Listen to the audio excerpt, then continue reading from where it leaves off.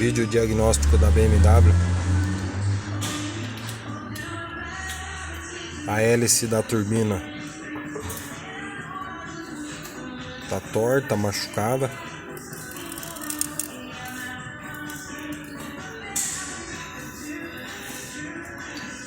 Ó, tem várias tortas, uma faltando um pedaço, essa.